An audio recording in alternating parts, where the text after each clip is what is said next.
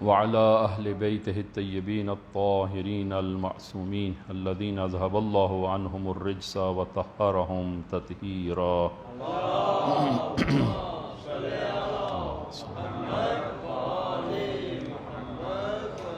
اللهم كن لوليك الحجة ابن الحسن صلواتك عليه وعلى آبائه في هذه الساعة وفي كل ساعة وليا وحافظا وقائدا وناصرا ودليلا وعينا حتى تسكنه أرضك طوعا وتمتعه فيها طويلا بحق محمد وآله الطاهرين. أما بعد،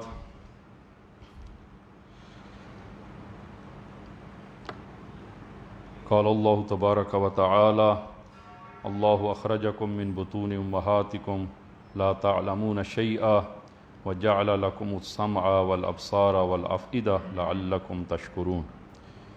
اوصیکم ونفسی بتقوی اللہ. عزیزان، خطبہ اول میں اپنے آپ کو اور آپ عزیزان کو تقوی الہی کی وصیت کرتا ہوں کہ انشاءاللہ خداوند عالم یہ تقوی ہم سب کو عنایت فرمائے. ہماری بحث اور گفتگو کہ کربلا ایک بہت بڑی درسگاہ ہے کہ جو تمام انسانوں کے لیے ہدایت کا باعث ہے، چھوٹے ہوں یا بڑے ہوں، اور جس نسل اور جس خطے سے تعلق رکھتے ہوں. یہ کربلا بہت بڑی درسگاہ ہے، اور ائمہ ہدیٰ علیہم الصلاۃ والسلام نے دوبارہ کربلا برپا نہیں کی، اس لیے کہ یہ ایک ہی کربلا تا روز قیامت ہدایت کے لیے کافی ہے. اور کربلا کے ان تعلیمات میں، کربلا کی اس پیغام میں اہم ترین ایک پیغام وہ اعتقادات کے حوالے سے کہ انسان سب سے پہلے اپنے اعتقادات کو درست کرے، اور اگر انسان کا اعتقاد صحیح ہو اور پختہ ہو اور انسان کا ایمان وہ محکم اور مضبوط ہو تو انسان کی زندگی میں وہ تبدیلی آئے گی. اور اسلام اور دین اسی لیے آیا ہے تاکہ لوگوں کو تکامل کی طرف لے کے جائے. تو آج ہم عرض کریں گے کہ انسان میں ایک صحیح اعتقاد کیسے پیدا ہوتا ہے اور اس کے مراحل کیا ہیں، اور کربلا میں جو مشکل تھی اس دور میں وہ مشکل کہاں پہ تھی، اور وہ ولی حق کے مقابل میں کھڑے ہو گئے اور ولی حق کے خلاف انہوں نے ظلم کیا. تو اعتقادات میں وہ کہاں پہ مشکل جو ہے وہ ان لوگوں کی تھی. تو عزیزان، کہ بطور مقدمہ عرض کریں آپ عزیزان کی خدمت میں کہ عقیدہ کسے کہتے ہیں. عقیدہ یہ لفظ عین، قاف اور دال عقادہ سے ہے، اور عقد اسی سے جو ہے وہ عقد ہے. اور عقد کہا جاتا ہے کہ دو چیزوں کو آپس میں گرہ لگانا اور جوڑ دینا، اس کو عقد کہا جاتا ہے، یا اس کو پیوند کہا جاتا ہے. تو یہ عقد، اس کی 3 قسمیں ہیں. ایک عقد مادی ہے، ایک پیوند مادی ہے کہ جس طرح کہ ایک درخت کو دوسرے درخت کے ساتھ پیوند کاری کی جاتی ہے اور اس سے نئے نئے پودے اور نئے پھل حاصل کرنے کے لیے پیوند کاری کی جاتی ہے کہ ایک درخت کو دوسرے درخت کی شاخ سے پیوند کاری کی جاتی ہے اور پھر ایک نئی چیز وجود میں آتی ہے. یا مثلاً کہ انسان میں بھی، انسان کے اعضاء میں سے اگر کوئی عضو جو ہے وہ ناکارہ ہو جائے تو دوسرے انسان کی اس عضو سے پیوند کاری کی جاتی ہے. یہ ایک پیوند اور عقد و پیوند مادی ہے، ظاہری ہے. دوسری قسم ہے پیوند اور عقد اعتباری، کہ سادہ سی مثال اس میں عرض کریں آپ عزیزان کی خدمت میں کہ مثلاً کہ 2 افراد، خاتون اور مرد، جو آپس میں غیر محرم ہیں، تو ان کے مابین نکاح کو جاری کیا جاتا ہے، نکاح کیا جاتا ہے، تو نکاح کیا ہوتا ہے؟ یعنی جس کو عقد کہا جاتا ہے، تو وہ یعنی ایک وہ مرد اور خاتون ان دونوں کے مابین ایک تعلق کو جوڑ دیا جاتا ہے، اور تعلق جو ہے وہ قائم ہو جاتا ہے کہ جس کو یہ بھی ایک پیوند ہے، یہ بھی ایک عقد ہے، البتہ ایک عقد اعتباری کہ شریعت نے اور دنیا کے ہر وہ دین اور ہر قبیلے میں بالآخر ان کا اپنا ایک عقد ہے، حتیٰ جو لوگ شریعت کے پابند نہیں ہیں اور کسی آئین اور دستور کے پابند نہیں ہیں، جس طرح کے کمیونسٹ ہیں، تو بالآخر ان کے ہاں بھی وہ یہ شادی کا اور عقد کا ایک وہ بالآخر وہ پروگرام انجام دیتے ہیں اور وہ رسومات انجام دیتے ہیں، اور ان کے بعد وہ خاتون اور مرد آپس میں زن و شوہر میاں بیوی کہلاتے ہیں، تو بالآخر ان کے مابین ایک عقد جو ہے وہ انجام پاتا ہے۔ یہ ایک عقد اعتباری کہا جاتا ہے کہ جس کا اعتبار کیا جاتا ہے، کہ شریعت نے بھی وہ اعتبار کیا ہے کہ جب وہ صیغہ نکاح کو جاری کر دیا جاتا ہے تو اس صورت میں یہ دو محرم آپس میں وہ میاں بیوی قرار پاتے ہیں۔ یہ دوسری قسم ہے عقد کی۔ تیسری قسم عقد کی ہے عقد معنوی، عقد واقعی و عقد حقیقی، اور وہ اس سے مراد اور یہ وہ عقد ہے یا اعتقاد، اور اعتقاد اسی سے جو ہے وہ پیدا ہوتا ہے کہ انسان ایک عقیدے کو، ایک نظریے کو اپنے وجود سے اس کو گرا لگائے اور اپنے پورے وجود سے وہ اس کا معتقد ہو اور اس کا دفاع کرے، اس کو کہا جاتا ہے اعتقاد۔ مثلا جو خدا کو نہیں مانتے، جو کمیونسٹ ہیں، خوب بالآخر ان کا یہ ایک عقیدہ ہے کہ نعوذ باللہ اس عالم کا کوئی خالق نہیں ہے، کوئی مالک نہیں ہے، اور یہ عالم خود بخود وجود میں آ گیا، تصادفاً، اچانک یہ وجود میں آ گیا ہے، اور کوئی وہ اس کا خالق و مالک نہیں ہے۔ خوب یہ ان کا ایک عقیدہ ہے، اور اس عقیدے کو، اس نظریے کو انہوں نے اپنے ذہن کے ساتھ اور اپنے وجود کے ساتھ وہ گرہ لگا دی ہے، اور وہ پورے وجود سے اس کا دفاع کرتا ہے۔ جو لوگ بت پرست ہیں تو ان کا عقیدہ کیا ہے کہ یہ بت ہیں جو ہماری شفاعت کریں گے، یہ بت ہیں جو ہمارے امور کو وہ انجام دیتے ہیں، جو ہماری دعائیں سنتے ہیں، نعوذ باللہ۔ یہ ان کا ایک عقیدہ ہے، ایک نظریہ ہے، اس نظریے کو انہوں نے اپنے ساتھ گرہ لگا لی ہے، اسی کو اعتقاد کہتے ہیں۔ کلن ہم اعتقاد کی بات کر رہے ہیں، وہ اعتقاد صحیح بھی ہو سکتا ہے، اعتقاد باطل بھی ہو سکتا ہے، اور ایک خدا پرست جو خدا کو قبول کرتا ہے اور خدا کی وحدانیت کو قبول کرتا ہے، اور اسلام اور مسلمان، خوب اس کا اپنے ایک عقیدہ ہے، اپنی اس کی الگ ادلہ اپنی ادلہ دلیلوں کے ساتھ جو ہے وہ اس نظریے، اس کا یہ نظریہ ہے کہ اس عالم کا، اس جہان کا ایک خالق ہے، ایک مالک ہے، رازق ہے، اور اس کی یہ صفات ہیں، تو اس نے اس عقیدے کو اپنی ساتھ اس نے گرہ لگائی ہے، اور وہ اس کے وجود کا حصہ وہ قرار پایا ہے وہ ذات۔ لہٰذا ہم نے گزشتہ بھی عرض کیا کہ انسان کے جتنے اعمال ہیں، انسان جو عمل انجام دیتا ہے، وہ حقیقت میں اس کے عقیدے کو ظاہر کرتا ہے، وہ اپنے اس عقیدے کے مطابق جو ہے وہ انجام دیتا ہے، عقیدے کے مطابق۔ لہٰذا انسان کی زندگی میں ایک نظریہ، ایک عقیدہ، اور خصوصاً وہ عقیدہ صحیح، اس کا ہونا لازم اور ضروری ہے، تاکہ انسان کے اعمال وہ اس عقیدے کے مطابق انجام پا سکیں۔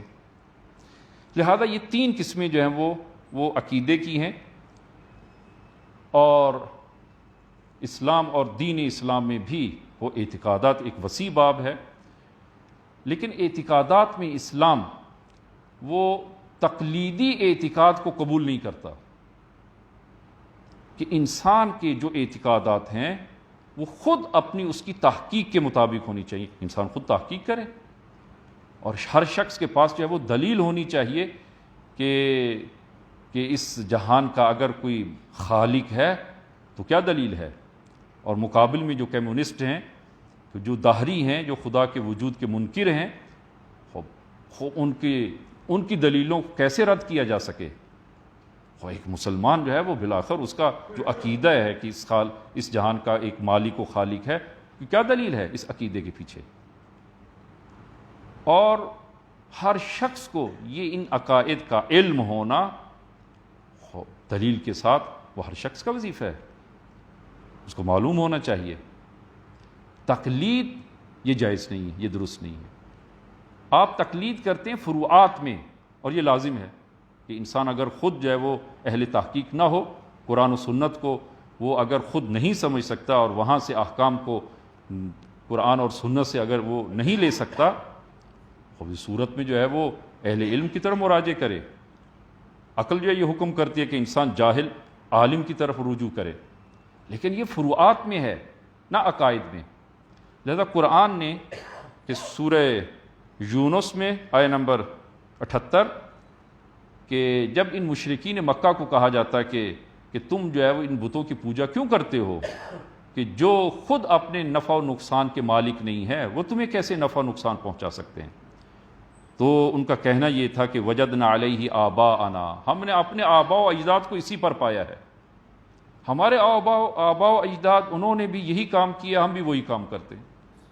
تو قرآن ان کی دلیل کے بارے مقابل میں فرماتا ہے کہ سورہ بقرہ میں آیہ نمبر 17 اولو کان آباؤہم لا یعقلون شیئا، اگر تمہارے آباء و اجداد، ان مشرکین کے آباء و اجداد، اگر وہ عقل سے انہوں نے کام نہیں لیا، فکر سے اور غور و فکر انہوں نے جب نہیں کیا، اور جہالت میں وہ ایک عقیدے کے وہ نظریے کے مالک ہو گیا اور عقیدے کے مطابق جب انہوں نے بتوں کی پوجا شروع کر دی، تو کیا تم بھی جو ہے وہ عقل سے کام نہیں لوگے؟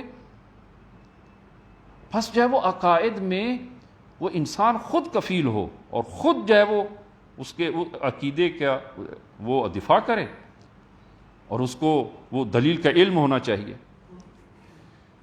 لہذا عزیزاً یہ انسان کے اندر عقیدہ آتا کیسے انسان جو ہے وہ عقیدے کو ایک صحیح عقیدے تک جو ہے وہ کیسے پہنچ سکتا ہے؟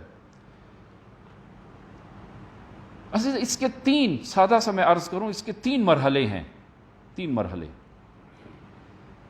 پہلا مرحلہ حس ہے، انسان احساس کرے، میں وہ عرض کروں گا کیسے جو ہے وہ حس۔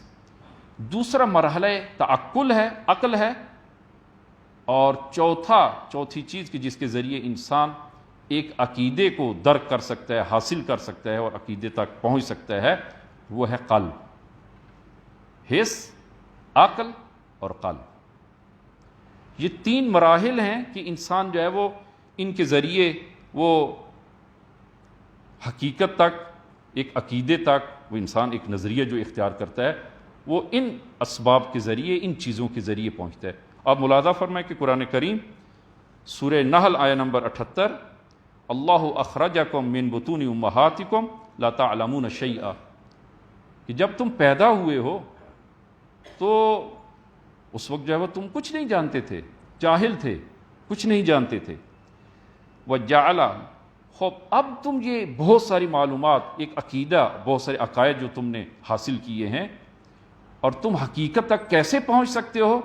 وَجَعَلَ لَكُمُ السَّمْعَ وَالْأَبْصَارَ وَالْأَفْئِدَةَ لَعَلَّكُمْ تَشْكُرُونَ، خداوند عالم نے تمہیں آنکھیں دی ہیں، تمہیں کان دیے ہیں، اور تمہیں دل دیا ہے، لَعَلَّكُمْ تَشْكُرُونَ، کہ تم ان نعمات الہی کا شکر ادا کرو، شاید تم شاکر ہو اور شکر ادا کرو ان نعمات الہی کا۔ تو عزیزاً پہلی چیز کہ جس کے ذریعے انسان ایک حقیقت کو وہ درک کرتا ہے اور حاصل کرتا ہے، سب سے پہلا مرحلہ وہ حس کا ہے۔ اگر انسان دیکھے اور دوسرا سنے، اگر کوئی انسان نہیں سنتا، نہیں دیکھتا، خب نتیجتاً جو ہے وہ حقیقت کو نہیں پا سکتا۔ آپ ملاحظہ کریں کہ وہ لوگ جو مادرزاد اندھے ہیں، نابینا ہیں، دنیا کی بہت ساری حقائق سے، حقیقتوں سے وہ غافل ہوتے ہیں، ان کو علم نہیں ہوتا، ان کو علم۔ مثلا میں جملہ میں عرض کروں کہ جو مادرزاد اندھا ہے وہ رنگوں کو تشخیص نہیں دے سکتا، اس لیے کہ اس نے رنگ دیکھے ہی نہیں ہے، اس لیے کہ وہ نابینا پیدا ہوا ہے، یہ اس حقیقت سے آگاہ نہیں ہے۔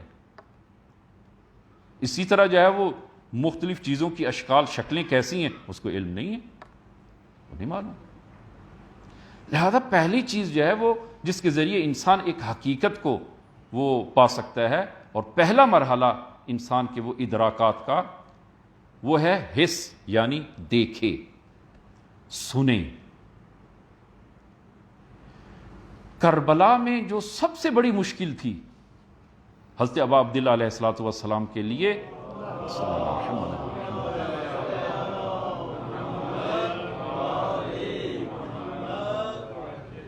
اور وہ مشکل یہ تھی کہ آپ کی خطبوں کو سنتے نہیں تھے۔ جب آپ خطبہ دیتے تھے تو یہ نانجیب شور کرتے تھے تاکہ آپ کی آواز اس لشکر تک نہ پہنچ سکے، تاکہ لوگ نہ سن سکیں۔ اور یہ وہ پہلی مرتبہ ایسا نہیں ہوا۔ آپ جو ہے وہ ابتدائی اسلام میں آپ آئیں اور ملاحظہ کریں کہ رسول گرامی اسلام مکہ میں جب آپ نے دعوت الہیہ کا آپ نے اعلان کیا اور قرآن کی تلاوت کرنا جب شروع کرتے تو یہ مشرکین مکہ شور کرتے تاکہ آپ کی آواز لوگوں تک نہ پہنچے۔ پہلے مرحلے میں انسان سنے تو صحیح کہ یہ ان کی کلام کیا ہے، ان کی دعوت کیا ہے۔ اگر نہیں سنے گا تو انسان کس طرح حقیقت کو پائے گا؟ تو پہلا مرحلہ دیکھنے اور سننے کا ہے۔ آپ جو ہے وہ ملاحظہ کریں کہ یہ کس قدر اہم چیز ہے کہ مدینہ میں اس وقت مدینہ میں اوس اور خزرج دو بڑے قبیلے زندگی بسر کر رہے تھے، اور ان دونوں کے مابین 120 سالہ جنگ تھی۔ 120 سال کی جنگ، وقفے وقفے سے وہ آپس میں جو ہے وہ جنگ کرتے لڑتے، اور دونوں خستہ اور جو ہے وہ اس سے وہ مشکل میں تھے کہ کس طرح یہ جنگ بندی ہو۔ تو آخری جنگ جو ان کی ہوئی جنگ بوآس، اوس اور خزرج کے مابین، خزرج کمزور پڑ گئے، ان کو شکست ہوئی۔ دو افراد مدینہ سے، یثرب سے، اس وقت مدینہ نام نہیں تھا، یثرب تھا، یثرب سے مکہ آتے ہیں۔ ایک جو ہے وہ ان میں اسعد بن زرارہ اور دوسرا ذکوان بن قیس، یہ خزرج سے ہیں، یہ دونوں آتے ہیں مکہ، اور مکہ میں وہ عتبہ بن ربیعہ پر وارد ہوتے ہیں، اس کے پاس آتے ہیں عتبہ بن ربیعہ، اور اس سے درخواست کرتے ہیں مدد کی کہ آپ ہماری مدد کریں، اوس کے خلاف ہماری مدد کریں، ہمیں اسلحہ بھی دیں اور ہمیں افرادی قوت بھی دیں تاکہ ہم ان کے ساتھ جنگ کریں۔ عتبہ بن ربیعہ نے کہا کہ ہم آپ کی مدد نہیں کر سکتے، اس لیے کہ ہم خود ایک بہت بڑی مشکل میں وہ پڑ گئے ہیں اور مشکل ہمیں پیش آئی ہے، اور وہ یہ کہ وہ ایک شخص نے وہ دعویٰ کیا ہے کہ میں نبی ہوں اور دین لے کے آیا ہوں، اور اس نے ان کی تعبیر کی، اس کی تعبیر کے مطابق ہمارے نوجوانوں کو گمراہ کر دیا اور اپنی طرف جذب کر لیا ہے، اور ہم ایک بہت بڑی مشکل میں پھنس گئے ہیں، ہم آپ کی مدد نہیں کر سکتے۔ اچھا، دوسری جانب آپ حالات کو ملاحظہ کریں، اس وقت کے حالات کو، کہ یثرب میں ایک تیسرا گروہ یہودیوں کا ایک بہت بڑا گروہ مدینہ یعنی یثرب اور اس کے اطراف میں یہ لوگ وہ مدتوں سے آ کر آباد ہوئے، اور پیچھے وہاں آ کر آباد ہونے کا مقصد اور نظریہ یہ تھا کہ تورات میں یہ چیز موجود تھی کہ نبی آخر الزمان وہ مدینہ یثرب میں تشریف لائیں گے، وہ آخری نبی ہوں گے، لہذا یہ آخری نبی کی زیارت کے لیے اور ان پر ایمان لانے کے لیے مختلف علاقوں سے وہ یثرب آ کر آباد ہوئے تاکہ آخری نبی پر ایمان لا سکیں۔ اچھا، یہ یہودی مدینہ کے اوس و خزرج کے مابین بھی یہ تبلیغات کرتے کہ آخری نبی نے آنا ہے اور وہ آخری دین ہوگا، اور یہ اوس و خزرج والوں نے ان تبلیغات کو سنا تھا۔ یہ زرارہ، اسعد بن زرارہ اور ذکوان، اسعد بن زرارہ اور ذکوان، چونکہ انہوں نے وہ یہودیوں سے یہ مطالب سنے ہوئے تھے تو فوراً ذہن میں آیا کہیں ایسا نہ ہو کہ یہ وہی آخری نبی ہوں۔ یہ عتبہ نے کہا کہ بھائی یہ شخص جو ہے نعوذ باللہ ساحر ہے، یہ ساحر ہے، لہذا اس کی باتوں میں نہ آنا، اور بلکہ بہتر یہ ہے کہ اس کی کلام نہ سننا، بلکہ ورنہ تمہارے اوپر اثر ہو جائے گا۔ سحر اور جادو کرتا ہے. لہذا کیا کروں؟ کہا کہ اپنے کانوں میں روئی ٹھونس لیں اور جا کر جو ہے وہ بلاخر، کیونکہ قبل از اسلام بھی یہ لوگ طواف کرتے تھے، عمرہ بجا لاتے تھے اور طواف کرتے تھے. خوب یہ اسد بن زرارہ اور زکوان، کیونکہ انہوں نے احرام باندھا تھا اور مکہ آئے ہیں، لہذا انہوں نے طواف تو کرنا تھا، لہذا انہوں نے وہ روئی اپنی کانوں میں دی اور طواف کرنا شروع کیا. دیکھا کہ کہاں پہ کہ یہ شخص کہ جس نے دعویٰ کیا ہے ہجر اسماعیل کے قریب کچھ ہاشمیوں کے ہمراہ یہ تشریف فرما ہے اور کچھ تلاوت کر رہے ہیں، پڑھ رہے ہیں. ایک چکر لگایا، دو چکر لگائے، پھر سوچا کہ کیسے میں احمق انسان ہوں تو بالآخر اس کی کلام سن تو لوں، یہ کیا کہتے ہیں. اس نے کانوں سے روئی نکالی، قریب گیا اور پوچھا کہ آپ کی کیا تعلیمات ہیں. سورہ انعام آیہ نمبر 152، 153 اور 154، یہ تین آیات باعث بنی ہیں کہ یہ اسلام، یہ دین الہی مکہ سے مدینہ چلا جائے. تین آیات. اب ملاحظہ فرمائیں کہ کتنی اہم ترین تعلیمات، یہ اصول دہگانہ، 10 اصول، اسلام کے 10 اصول ان تین آیات میں بیان ہوئے. رسول گرامی اسلام نے سورہ انعام کے آیہ نمبر 151 کی تلاوت شروع کی. قل تعالوا اتلوا ما حرم ربکم علیکم. مشرکین مکہ نے، یہ آیت کا شان نزول میں عرض کروں کہ مشرکین مکہ نے اپنی جانب سے وہ کچھ چیزوں کو حرام قرار دیا تھا، یہ حرام ہے، یہ حرام ہے. تو آیت نازل ہوئی، قل اے رسول ان سے کہو تعالوا، آؤ میرے پاس، اتلوا ما حرم ربکم علیکم، میں تمہیں بتاؤں کہ میرے پروردگار نے کن کن چیزوں کو حرام قرار دیا ہے.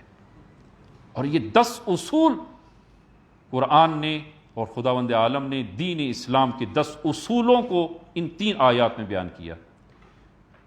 پہلی اصل، اللہ تشرکوا بی شیئا، اللہ تشرکوا بہی شیئا.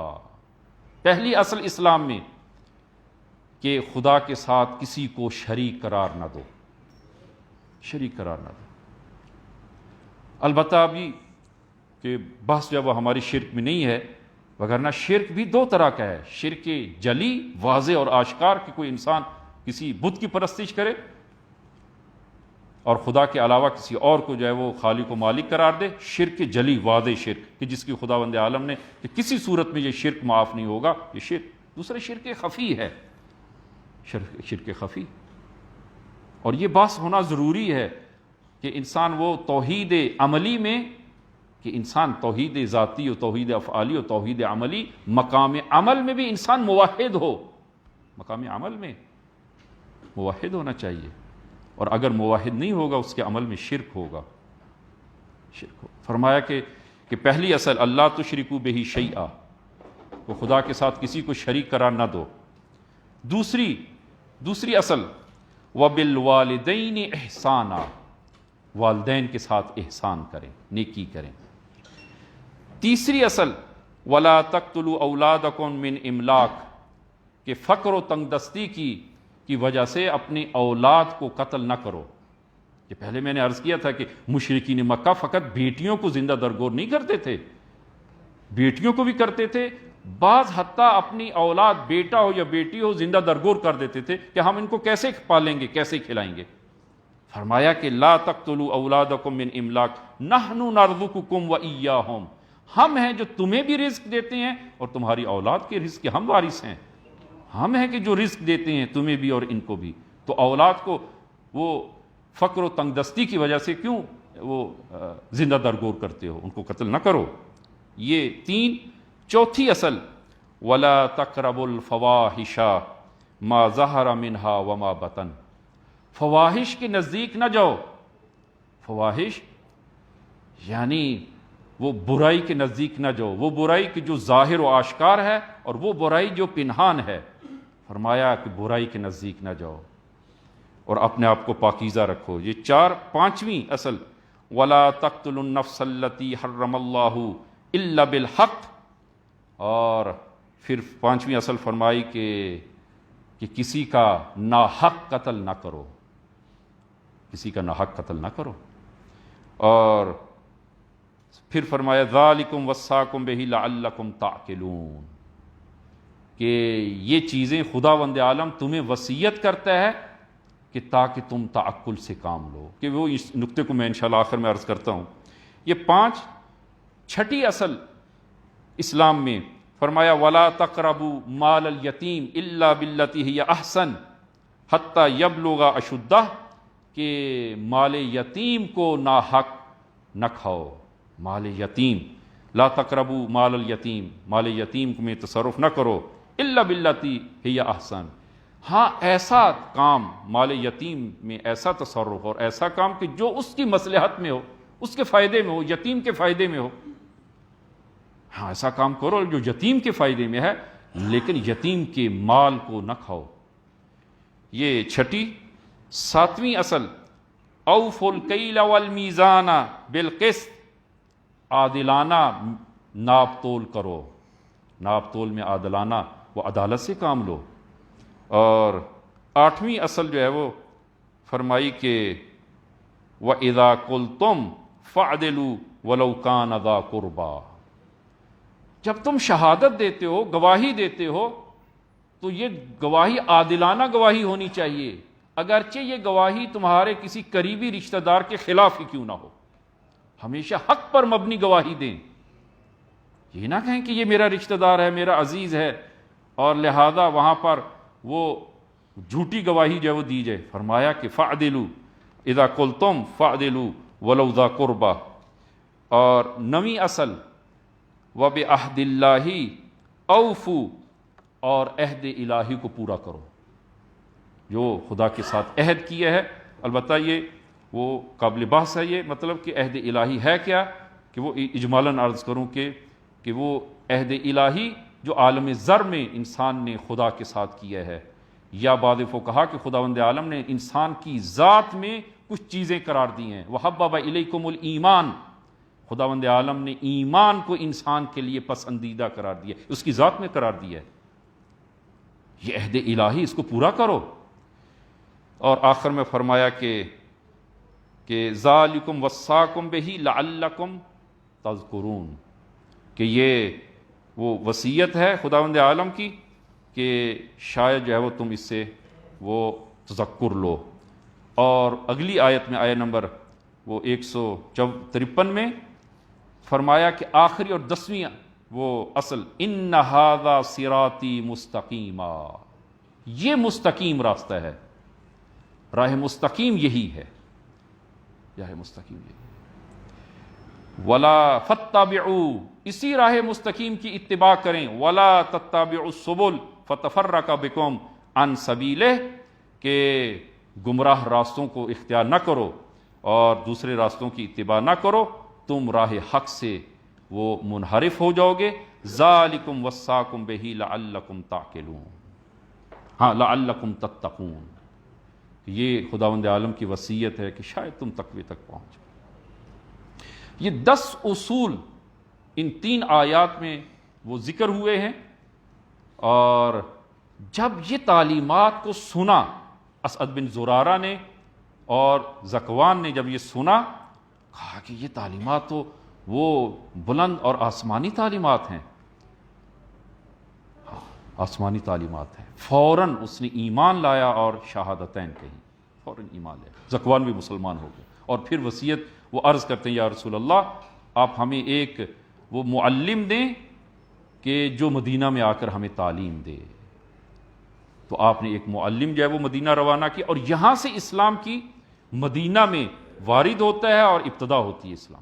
تو عزیزاً پہلا مرحلہ ہے سننے کا، انسان سنے۔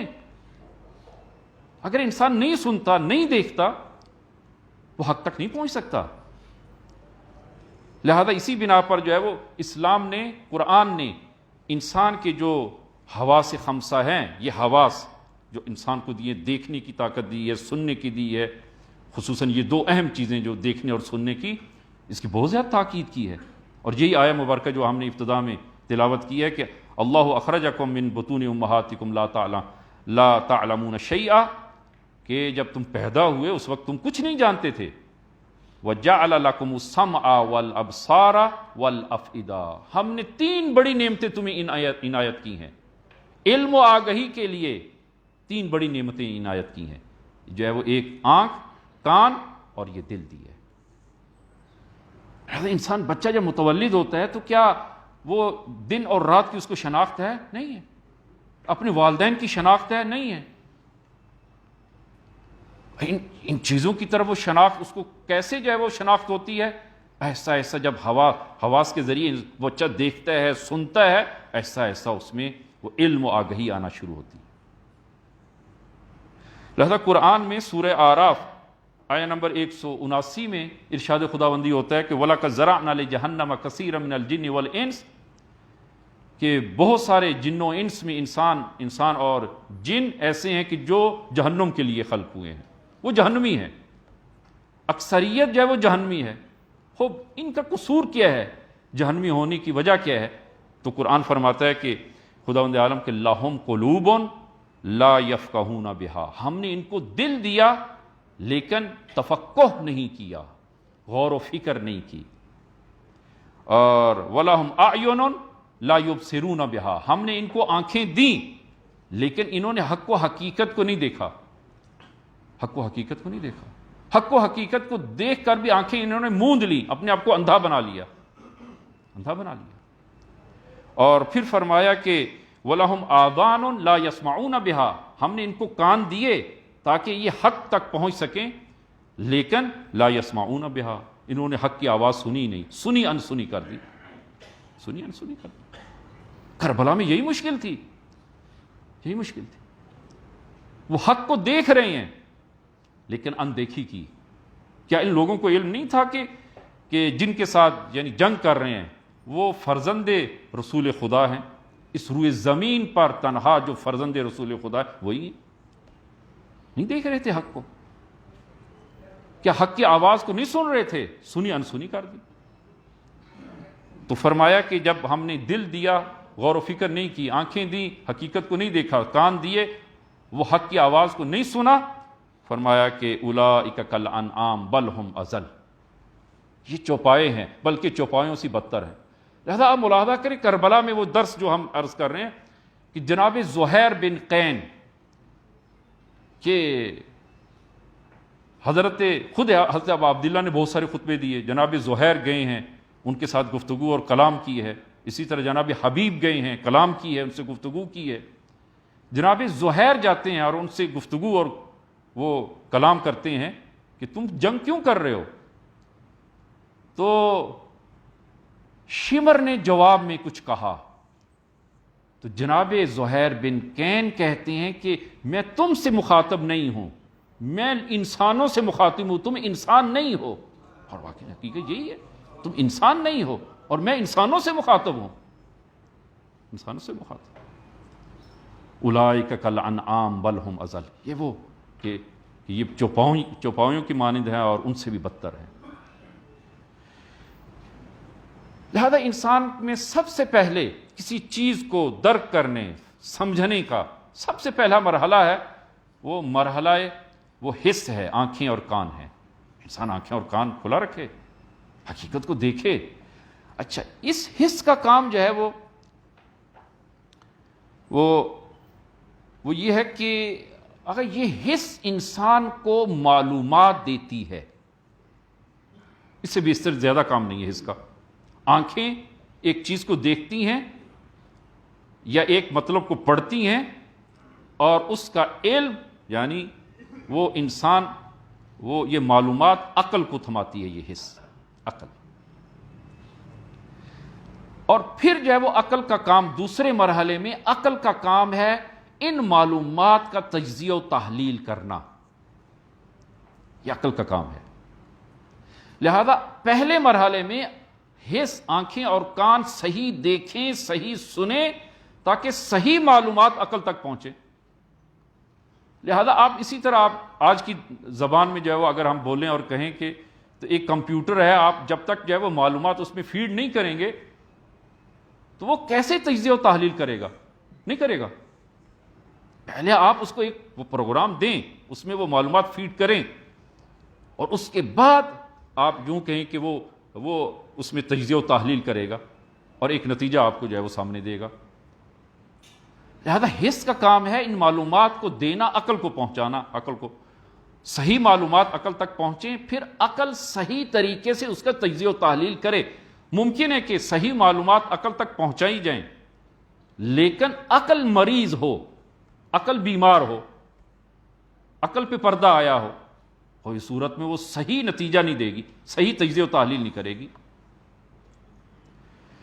لہذا اس کے لیے لازم ہے کہ عقل جو ہے وہ کیا ہو، سالم ہو، سالم۔ امیر المومنین صلوات اللہ وسلام علیہ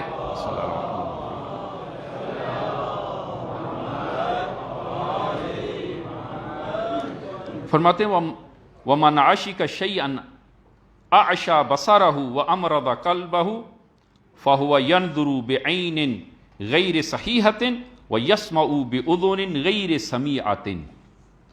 انسان جب کسی وہ جھوٹے عشق کا اس میں مبتلا ہو جائے، جھوٹے عشق میں، تو اس کا نتیجہ کیا نکلتا ہے؟ یہ جھوٹا عشق جو ہے وہ انسان کی وہ آنکھوں پر پردہ ڈال دیتا ہے، انسان کی آنکھیں مریض کر دیتا ہے، اور لہذا ایسی صورت میں یہ انسان مریض اور بیمار آنکھوں سے دیکھتا ہے، اور اسی طرح جو ہے وہ اس کے کان بھی مریض ہو جاتے ہیں، ناقص ہو جاتے ہیں، مریض ہو جاتے ہیں، اور ایک غیر صحیح چیز کو سنتا ہے۔ اس کو مشاہدہ کریں، انسان کو جس سے محبت ہو جاتی ہے، لہذا اس کی بعض اوقات برائیاں بھی اس کو اچھائیاں نظر آنا شروع ہوتی ہیں۔ یہی اس عشق جو کاذب اور جھوٹا عشق ہے اس میں یہی ہوتا ہے، اس کی برائیاں اور نقائص بھی اس کے وہ فضائل نظر آنا شروع ہو جاتے ہیں۔ ایسے انسان کی آنکھیں اور کان مریض ہو جاتے ہیں، یہ بیمار آنکھوں سے دیکھتا ہے اور بیمار کانوں سے سنتا ہے، اور جب ایسا ہو جاتا ہے اس کے آنکھیں اور کان جو ہے وہ سالم نہیں رہتے، ہوا و ہوس، شہوت اس پہ غالب آ جاتی ہے، ہوا و ہوس اس پر غالب آ جاتے ہیں، تو نتیجہ اس کا جو ہے وہ یہ ہوتا ہے کہ انسان پھر اسی چیز کی، اس جیسی چیز کا پیچھا کرتا ہے۔ انسان جب مریض ہو جاتا ہے، میں وہ نوجوانوں کی خدمت میں عرض کروں کہ جب انسان خواہشات اس پر غالب ہو جاتی ہیں، یہی موبائل آپ کا، اس موبائل میں وہ سرچ کرے گا، ڈھونڈے گا، بہت ساری چیزیں ہیں، تو کہاں جا کے رکے گا؟ جو اس کی وہ جس چیز سے اس کو محبت ہے، عشق ہے، وہیں جا کر رک جائے گا۔ وہ موبائل میں اتنی سائٹیں ہیں اور مختلف جو ہے وہ چیزیں ہیں، تو غلط چیز پر جا کر کیوں جو ہے وہ رکتا ہے؟ اس کی جو ہے وہ دنبال اور پیچھا کیوں کرتا ہے؟ اس لیے مریض ہے، مریض ہے۔ لہذا عزیزان، یہ صحیح انسان کی آنکھیں، یہ جس کے ذریعے انسان ایک معلومات حاصل کرتا ہے، وہ صحیح ہونے چاہیے۔ آنکھیں بیمار نہ ہوں، کان بیمار نہ ہوں۔ ایک اب ان کے ذریعے جب صحیح معلومات وہ عقل کو دیتا ہے، تو دوسرے مرحلے میں وہ عقل اس کا تجزیہ و تحلیل جو ہے وہ کرے گی، اور اس کے بعد ایک نتیجہ دے گی۔ لہذا میں نے عرض کیا کہ یہ عقل بھی سالم ہونی چاہیے، صحیح ہونی چاہیے۔ وہ اس کی مثال عرض کریں گے قرآن سے کہ ناسالم، بیمار عقل جو ہے اس کے نتائج کیسے ہوتے ہیں، اس کے نتیجہ کیسے۔ لہذا میں تاکہ نوجوانوں کی خدمت میں واضح مطلب ہو سکے کہ پہلے مرحلے میں انسان دیکھتا ہے، جس طرح کہ وہ ظاہراً اب وہ بہت پہلے وہ مطالعہ کی اور پڑھا ہے کہ وہ جب اس سائنسدان نے، نیوٹن نے غالباً جو ہے وہ جب دیکھا کہ سیب جو ہے وہ درخت سے ٹوٹتا ہے اور نیچے گرتا ہے، نیچے گرتا ہے، یہ حس نے جو ہے وہ دیکھا، آنکھوں نے دیکھا سیب ٹوٹ کر نیچے گرتا ہے۔ نیچے ہی کیوں گرا، اوپر کیوں نہیں گیا؟ یہاں سے اس نے ایک قانون، اب یہ معلومات اس نے عقل کو دی، عقل نے اس میں تجزیہ و تحلیل کیا، نتیجہ کیا نکالا؟ نتیجہ یہ کہ قوہ جاذبہ، زمین میں قوت ہے جذب کرنے کی، قوہ جاذبہ کا ایجاد، یہ نظریہ اس نے ایجاد کیا، اور نظریہ صحیح، قوہ جاذبہ۔ لہذا عقل جو ہے وہ صحیح اس وقت کام کرے گی، صحیح معلومات ملیں، عقل صحیح تجزیہ و تحلیل کرے۔ ممکن ہے کوئی شخص جو ہے وہ سیب کو ٹوٹتے ہوئے دیکھتا ہے، نیچے گرتا ہے، لیکن نتیجہ اس کا کہ سیب کے یہ میٹھا ہے، خوشبودار ہے، یہ ہے، وہ ہے، یہ ایک نتیجہ لے، یہ بالآخر عقل نے ایک نتیجہ لیا اس کا۔ تو عقل کا کام ہے تجزیہ و تحلیل کرنا، اور قرآن نے وہ تعقل کے بارے میں بہت زیادہ جو ہے وہ تاکید کی ہے کہ تقریباً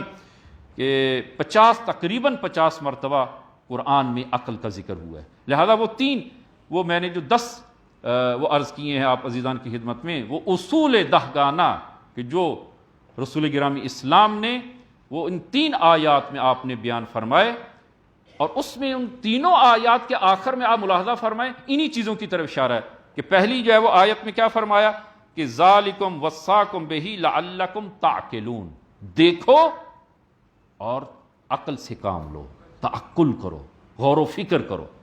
دوسری آیت میں کیا فرمایا کہ ذالکم وصاکم بہی لعلکم تذکرون، کہ تمہیں خدا وصیت کرتا ہے. دوسرا مرحلہ ہے تذکر کا. عقل جو ہے وہ جب اس نے ایک نتیجہ دیا ہے، تعقل کیا ہے، دوسرے مرحلے میں تذکر، انسان اپنے آپ کو کہ یہ عقل جو ہے وہ میری یہ فیصلہ کر رہی ہے، یہ نتیجہ دے رہی ہے، تذکر. تیسرے مرحلے میں لعلکم تتقون، مقام تقوی تک آپ کا کیسے پہنچ سکیں گے جب ان 2 مراحل کو آپ گزر کر ایک نتیجہ لیں گے اور حق و حقیقت پر مبنی ایک عقیدہ آپ لیں گے، لعلکم تتقون، تم تقوی تک پہنچ سکو گے.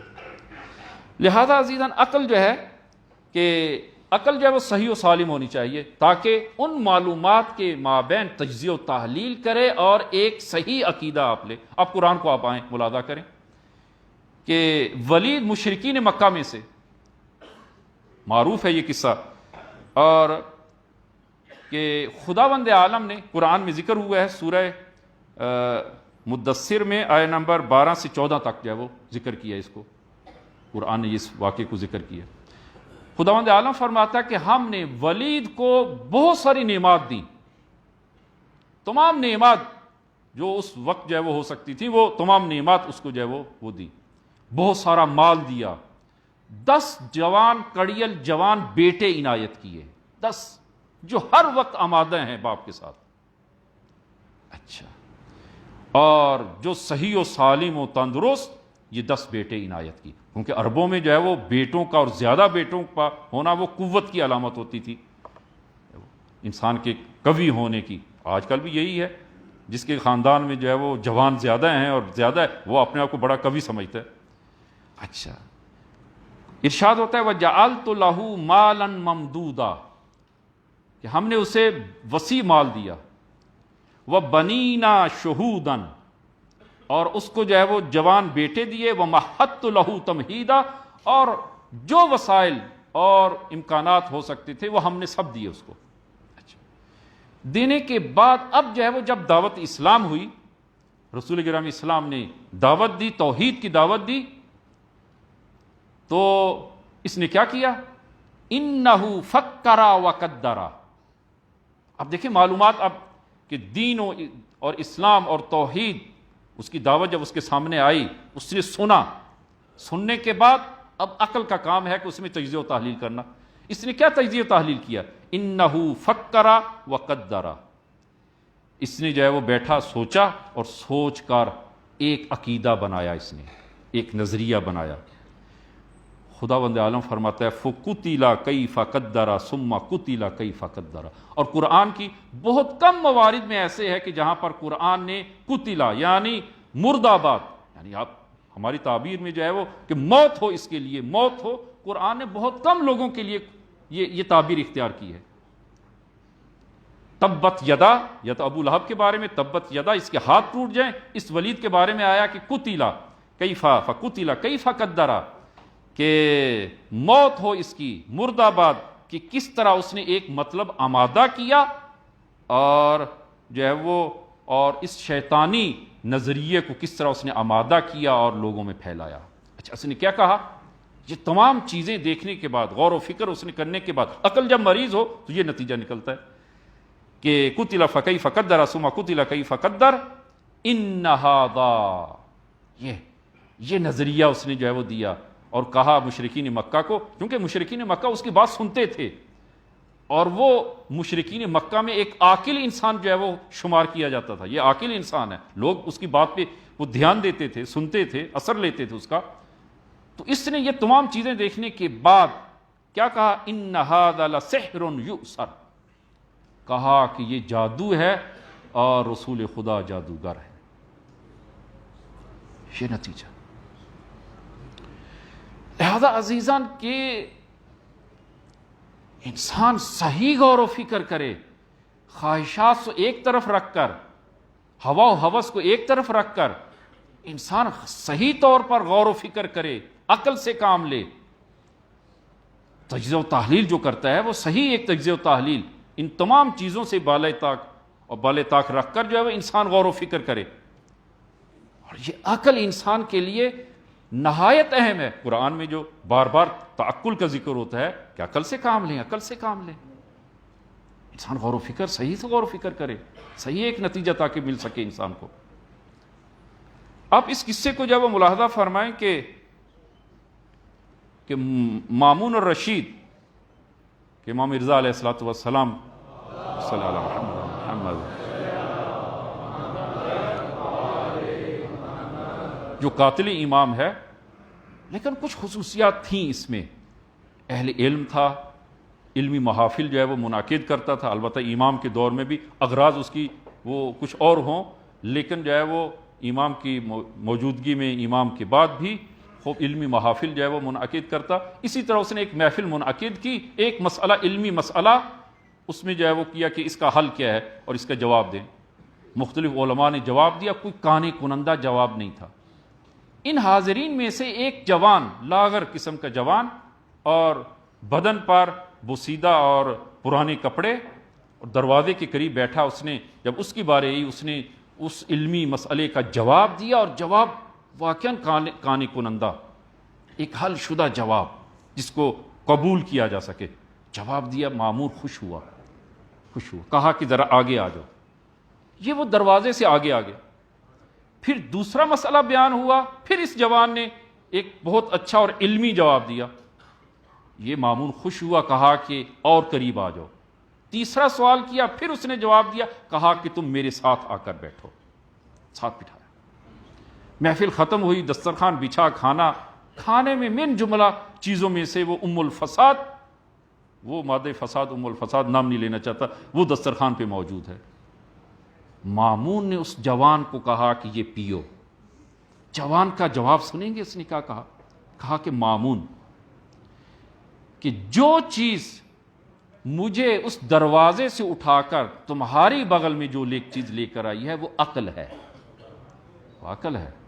تم ایسا کام نہ کرو کہ جو میں یہاں سے اٹھ کر اس محفل سے مجھے نکال دیا جائے. ایسا کام نہ کرو. انسان عقل سے کام لے، عقل اہمیت رکھتی ہے، غور و فکر کرے انسان. رسول گرامی اسلام صلی اللہ علیہ وآلہ وسلم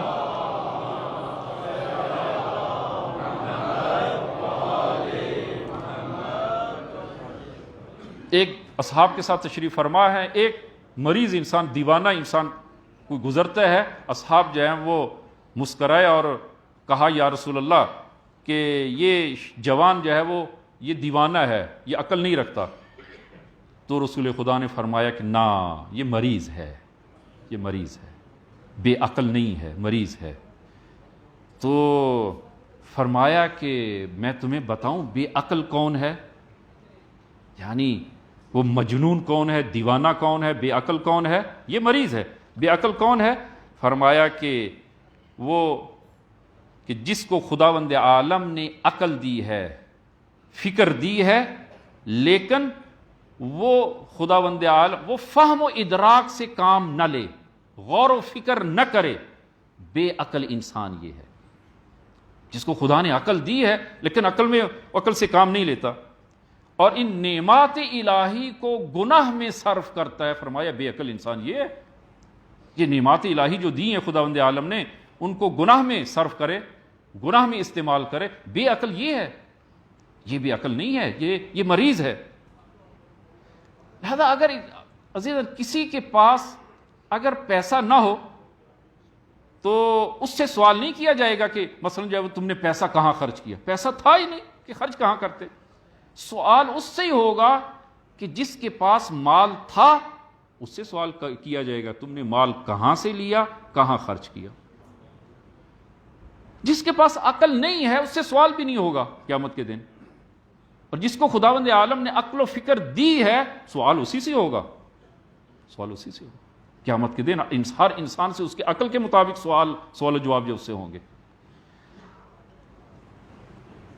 لہذا عزیزان کے خصوصاً نوجوانوں کی خدمت میں کہ یہ فزکس کے، کیمسٹری کے اور یہ مسائل جو ہیں وہ آپ حل کرتے ہیں، اور الجبرے کے مسائل جو ہیں وہ بڑے وہ حل کرتے ہیں، لیکن خداوند عالم نے جو آپ کو عقل و فکر دی ہے وہ اس عالم کے بارے میں، اس جہان کے بارے میں، وہ اس پہ غور و فکر کبھی کیوں نہیں کی؟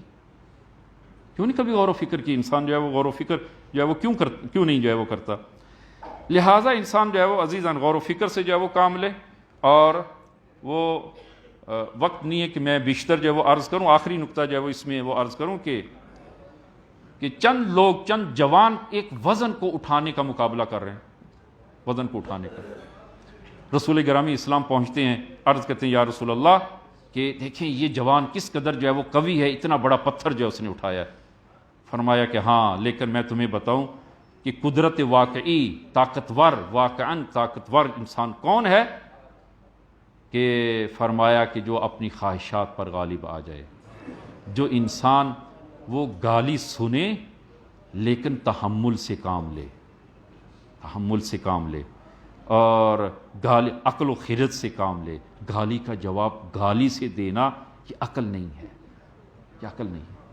البتہ ہمارے معاشرے میں یہ ارزشیں تبدیل ہو گئی ہیں، ہاں ارزشیں بدل گئی ہیں، ان چیزوں کی اب وہ ارزش نہیں رہی۔ اگر فرض کریں کہ کوئی شخص دوسرے کو ناسزا کہتا ہے تو اس صورت میں جو ہے وہ دوسرا جب تک جو ہے وہ جواب میں اس کے مقابل میں 10 نہ سنا دے، اس وقت تک چین نہیں آتا، سکون نہیں آتا۔ ہاں یہ عقل نہیں ہے، یہ عقل نہیں۔ انسان کی عقل کو کیسے پرکھا جائے؟ کیسے پرکھا جائے؟ یہ عقل رکھتا ہے یا عقل نہیں رکھتا؟ ممکن ہے کہ بہت سارے انسان ہم میں سے کہ جو خداوند عالم نے عقل و شعور ظاہری طور پر جو ہے وہ دیا ہے، لیکن وہ بھی عقل ہے، وہ بھی عقل ہے۔ کہ یہ حدیث امیر المومنین صلوات اللہ وسلام علیہ سے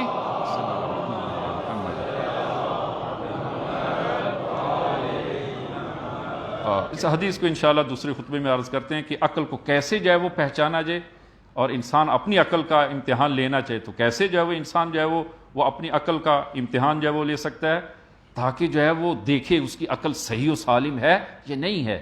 اگر عقل صحیح و سالم ہوگی، تجزیہ و تحلیل جو ہے وہ صحیح کر سکے گا، ایک صحیح عقیدے تک جو ہے وہ پہنچ سکے گا، ایک حقیقت اور واقعیت کو درک کر سکے گا۔ کہ انشاءاللہ خداوند عالم ہم سب کو توفیق دے۔ بسم اللہ الرحمن الرحیم۔ قل هو اللہ احد اللہ الصمد لم یلد ولم یولد ولم یکن لہ کفوا احد۔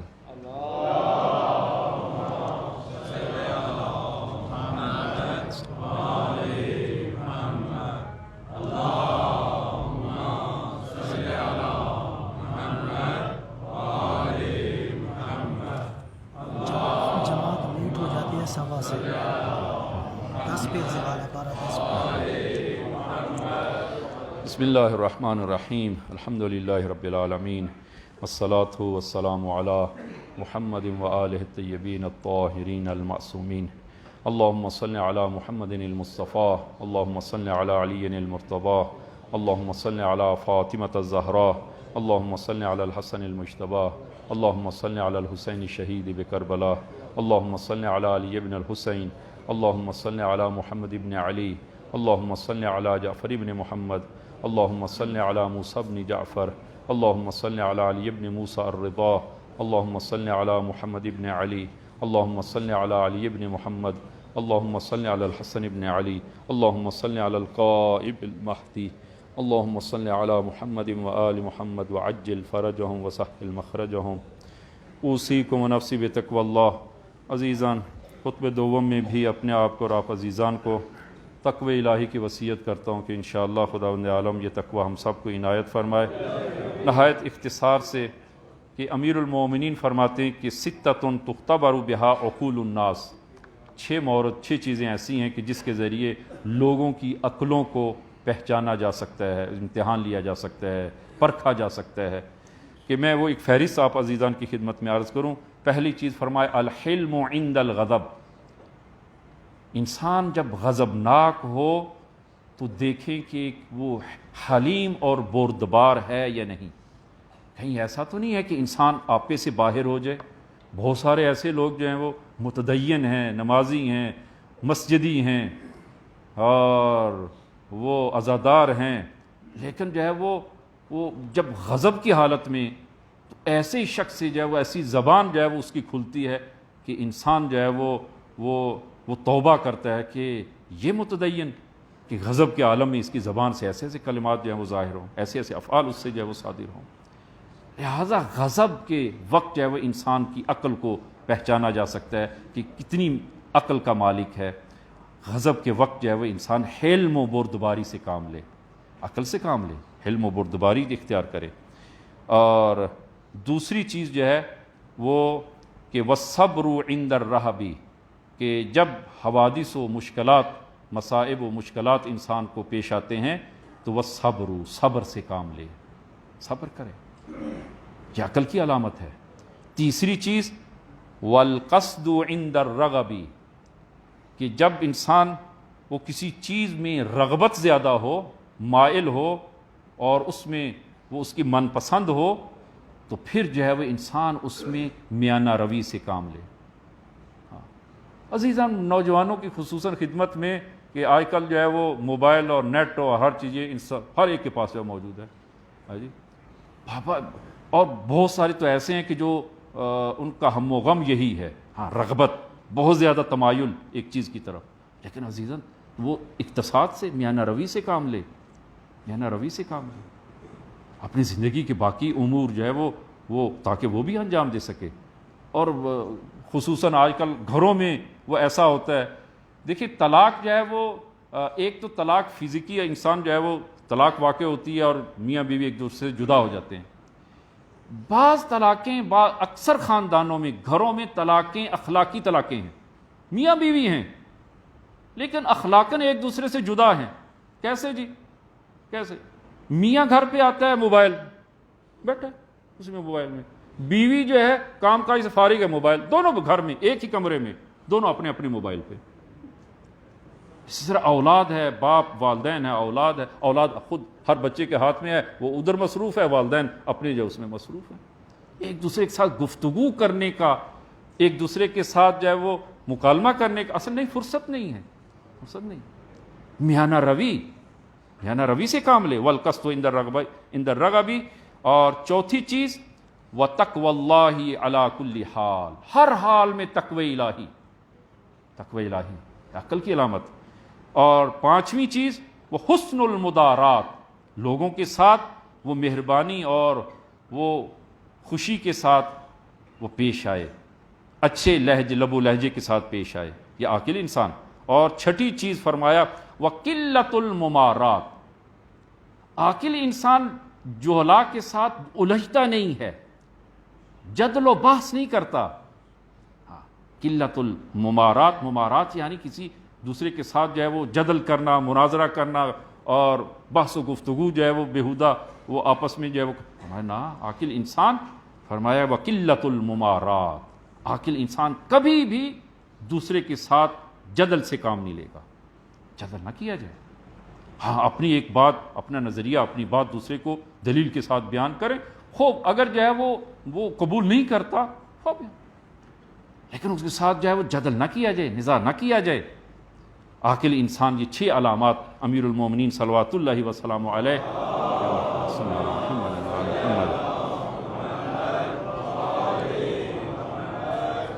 تیسرا نقطہ،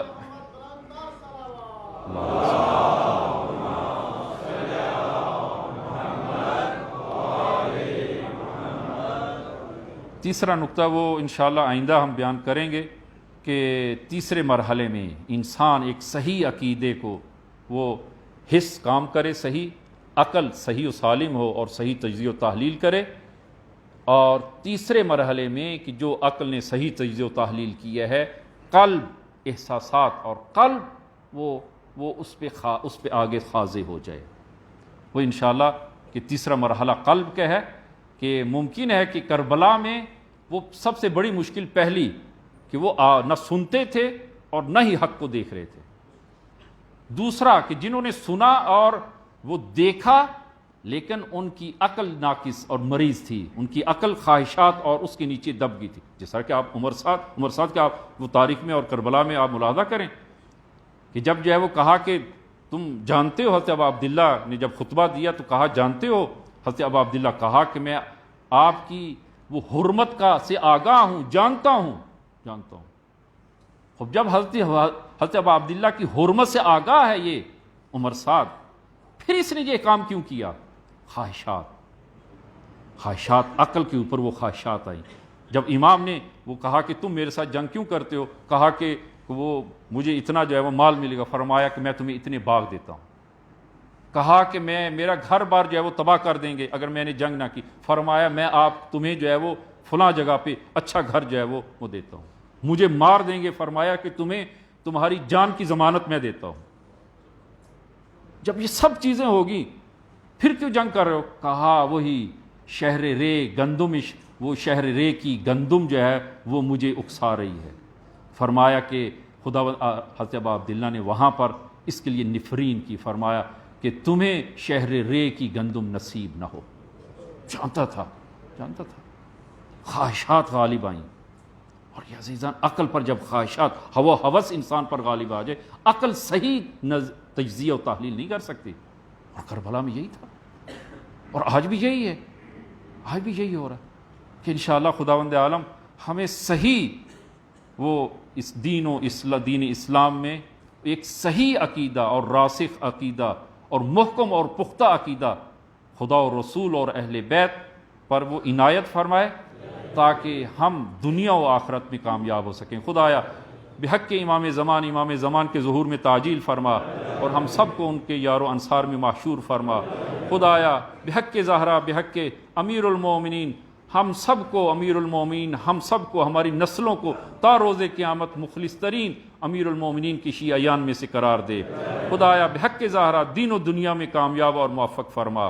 خدایا ہمیں اپنے دین پر ثابت قدم فرما۔ خدایا بحق زہرا تمام مومنین کی خدایا حفاظت فرما، جو مریض ہیں شفائے کامل عنایت فرما، وطن عزیز کو استحکام عنایت فرما، نیک و صالح حاکم عنایت فرما۔ خدایا ہماری ان دعاؤں کو قبول فرما۔ بسم اللہ الرحمن الرحیم، انا اعطیناک الکوثر وصلی لربک وانحر ان شانئک هو الابتر۔ صدق اللہ۔